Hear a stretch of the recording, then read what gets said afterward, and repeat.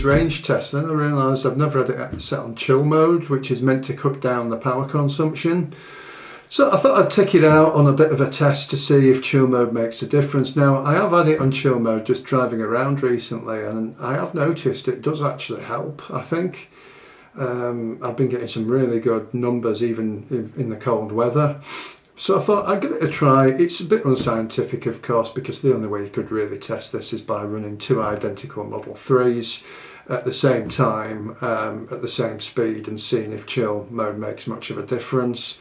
I wasn't sure when I got to my destination as to whether it had, but on my return it was cold, it was raining, and I do think chill mode made a bit of a difference even on a long journey. I think it probably saves about 5 kilowatts an hour a mile, maybe 10, so a little bit of difference. So check out the video, see what you think. As I say, it's unscientific, but I've also included a bit of a bonus, which is a maximum supercharging speed at one of the new 250 kilowatt superchargers at Mansfield. See what you think of that, and you can see how fast the car will charge as well. Right, we're going on the long trip again, 300 miles or 288 miles I keep doing on these. I'm just warming the Albino up. So the test today is going to see whether chill setting makes any difference. So I'm doing the 288 mile trip. It's 8 degrees at the moment, and it's expected to go up to 12. So it's not quite as good as it was at the peak test that I did when I was getting 300 miles out of the battery. We've got it on chill mode for the first time, so I'll just put my code in and we'll see. Hopefully you can see that.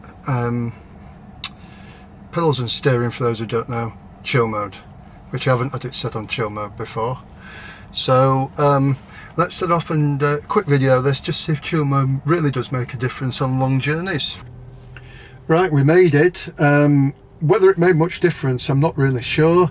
Unfortunately, there was a traffic jam on the M1, and so it was closed, was the motorway, so it took me down the A5, so it's a bit difficult to get that accurate representation comparison compared to last time. I have noticed on driving around town, when you're accelerating a lot, chill makes quite a bit, it does make a bit of a difference, but on long trips like this, not 100% convinced. So how have we done? Well, we've done 100 and hopefully this is in focus. We've done 138 miles, as you can see. The average energy is 223 watts an hour a mile. So not bad. We've lost 10% probably compared to the summer ones, which is understandable when the temperature is sort of more up towards 18, 20. I think that's the most efficient temperatures to run these cars, sort of high teens, early 20s. So 223, I'm not, unfortunately, I don't think going to be able to get back. I'm going to be close, but it uses a bit less energy, tends to, going back, but I've only got 45% left, as you can see. So yeah, so 223 seems pretty good. Yeah, we've made it to the East Midlands designer outlet. It looks a lot brighter on the camera than it is in real life. It's quite dark now because it's really overcast. We've had loads of rain. It's been bad weather driving up. Mansfield supercharger it took us to, this is a fairly new one, a 250 kilowatt, although it's pretty full. Charging decent speed, 160 kilowatts. I think it goes up to, it did it 170 briefly. The great thing about these cars, these LFP batteries, is that they charge quite a really good charging curve. So whilst they don't often shoot up to the really high speeds at the lower amount, I think it's 170 the top it will go. It will still be high. It will be high as it gets full.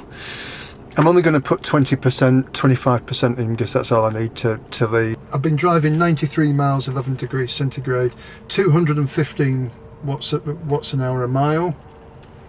So that seems to me to be pretty good, to be honest.